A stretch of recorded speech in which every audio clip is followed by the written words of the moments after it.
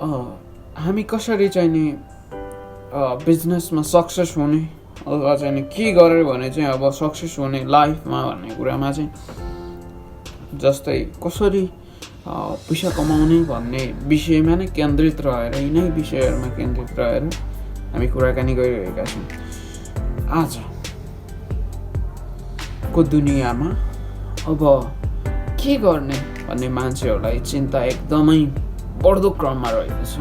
हामीले देखिरहेका छौँ हरेकको आफ्नै समस्या रहेको छ र सबैको एउटा केही समस्या छ भने त्यो हो जसरी हुन्छ पैसा कमाउने। कसरी पैसा कमाउनु हुन्छ? कतिपय व्यक्तिहरू जब गरिरहेको हुन्छ। अराउन्ड इन वर्ल्ड 95% पिपुलहरू चाहिँ एकदम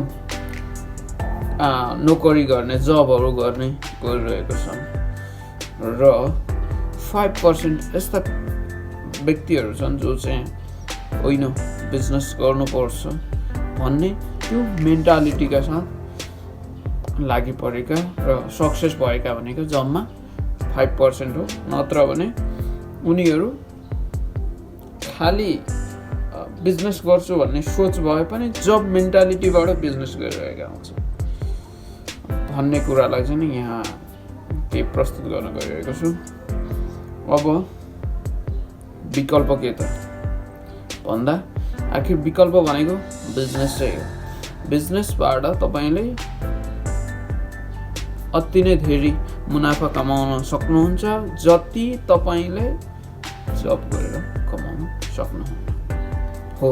आज यही विषयमा केन्द्रित रहेर केही छोटो कुराकानीहरू राख्ने यहाँहरू समक्ष अनुमति चाहन्छु।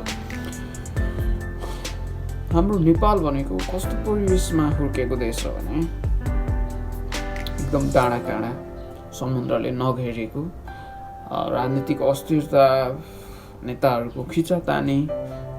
म बिल्कुलै नेताहरूको कुरा यहाँ जोड्न चाहन्न, तैपनि केही कुराहरू चाहिँ आउने गर्छ। खास यो राजनीतिबाट एकदमै दूर नै रहने कोसिसमा हुन्छु। तर कुनै पनि देशभित्रको कार्यक्रमहरू अथवा देशभित्रको क्रियाकलाप, सम्पूर्ण क्रियाकलापहरूमा राजनीतिले असर गर्ने हुन्छ। बिजनेसमा पनि यसको प्रत्यक्ष असरहरू परिरहेको हुन्छ। बिजनेस हर कोही व्यक्तिले गर्न चाहन्छ, यस कुरामा कुनै दुविधा छैन। कुनै पनि व्यक्तिले अतिरिक्त मुनाफा नै कमाउँ भन्ने नै सोच हुन्छ। तर बिजनेसमा यहाँ के भइदियो भने एउटा लगानीको सेक्योर्ड भएन। यहाँ भन्दा एकदमै यहाँ बनाएको भन्दा एकदमै सस्तो मूल्यमा बाहिरबाट सामान आइदिने भयो।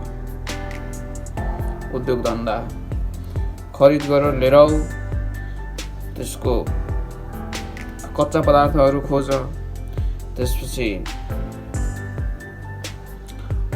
काम गर्ने इम्प्लोयहरू, त्यसको प्रोडक्टिभिटी क्षमता, हरेक कुराहरू चाहिँ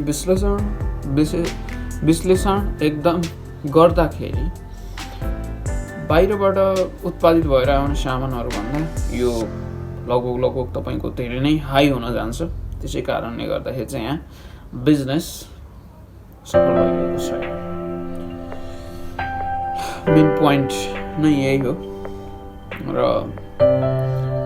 भन्सार कर होइन, सबै यो समुद्रले नजोडिएको देश भएको हुनाले भन्सार करहरूले नै एकदमै बढी त्यहाँ ट्याक्सहरू, विभिन्न ट्याक्सहरूले गर्दाखेरि चाहिँ नि अब त्यो एकदम सस्तोमा सामान उपलब्ध गराउन सक्दैन बिजनेसम्यानहरूले, जसको प्रत्यक्ष असर सम्पूर्ण देशलाई नै पर्न जान्छ। यही एउटा टपिक। अर्को कुरा छ,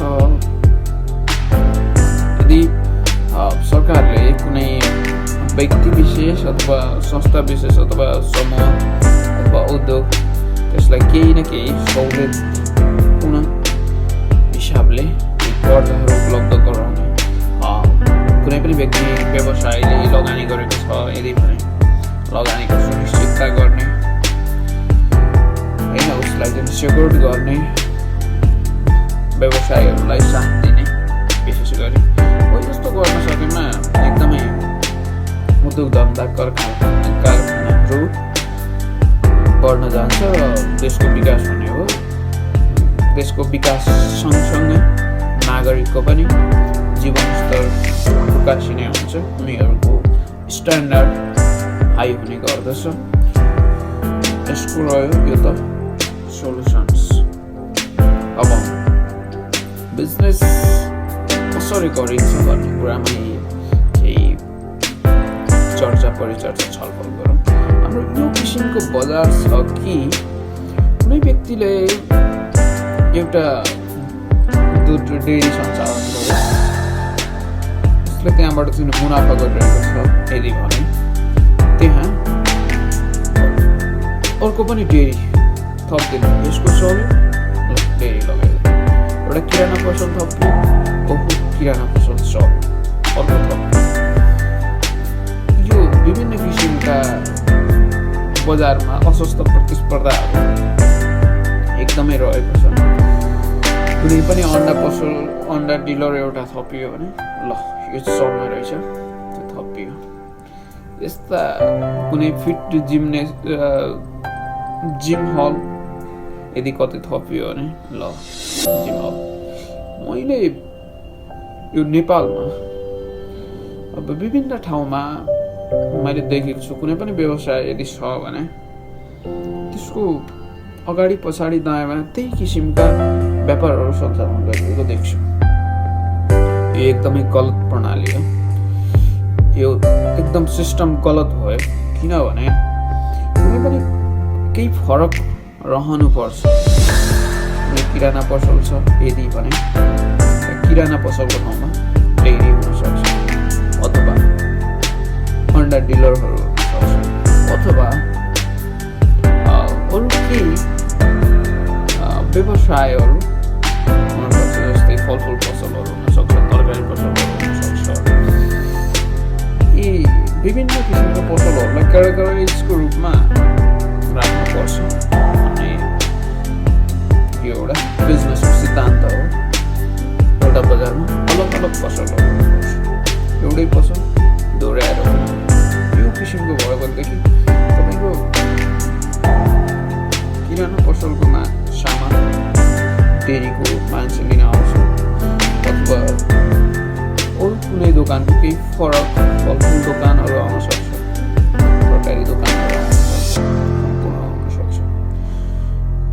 अब त्यो किराना पसलको लागि दुध, दही, घिउ, मही केही चाहिएको छ भने डेरी पसल जान सक्छ। उसलाई तरकारी चाहिएको छ भने तरकारी पसल जान सक्छ, फलफुल चाहिएको छ भने फलफुल पसल जान सक्छ, होइन। यदि त्यो व्यापारी फिटनेस सम्बन्धी एउटा केही जुझारु छ, एक्सर्साइज सम्बन्धी भने मर्निङमा फिटनेस जान सक्छ, बिहानै जुन उसको पसल खोल्नुभन्दा अगाडि जान सक्छ। यसरी यो तरिकाले हामीले बिजनेस गर्नु पर्दछ, त्यो सिद्धान्त अनुसार जान पर्दछ। यदि बिजनेसलाई बढाउनु छ भने कतिपय ठाउँमा देखिन्छु एउटा किरानाको अगाडि फलफुल पनि छ, तरकारी पनि छ, हरेक कुरा। त्यसको कुनै मजा भयो, नजिकको व्यापारीलाई पनि असर गर्यो। मानव कसैको छुट्टै अलग पसल छ भने पनि चलेको छ, मेरो यो लगाइदियो। यो सिस्टमले गर्दा केही राम्रो हुन सकिरहेको छैन। राम्रो व्यापार हुन सकेको छैन, व्यापार प्रविधिकरण हुन सकेको छैन। यो एकदमै गलत कदम हुन सक्छ। यदि व्यापार गर्ने हो भने केही छुट्टै अलग गर्नुहोस्, अरूको भन्दा अलग गर्नुहोस्। जे छैन त्यो राख्नुहोस्, जे छ त्यसलाई कन्टिन्यू गर्नुहोस्, जे छैन त्यो ल्याएर राख्नुहोस्। यसरी व्यापार वृद्धि हुने हो। व्यापारको सिद्धान्त यही नै त्यसै कारणले गर्दाखेरि हामीले कसैको देखेर उसको कपी नक्कल गर्ने भन्दा नयाँ क्रिएसन गर्नुहोस्। क्रिएसन गरेर आफ्नो क्रिएसनलाई मोनोपोली क्रिएट गर्नुहोस् जो अरूको भन्दा अलग छ। केही अलग गर्नुहोस्,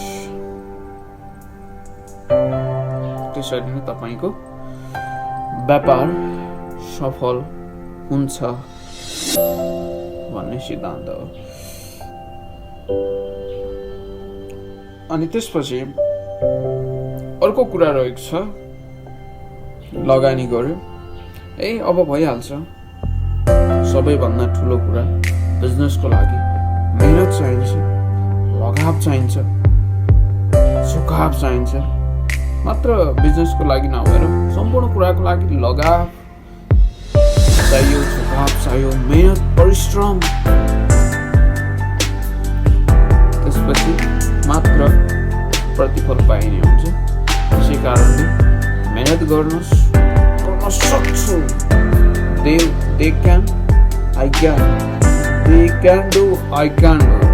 I will do. Yes.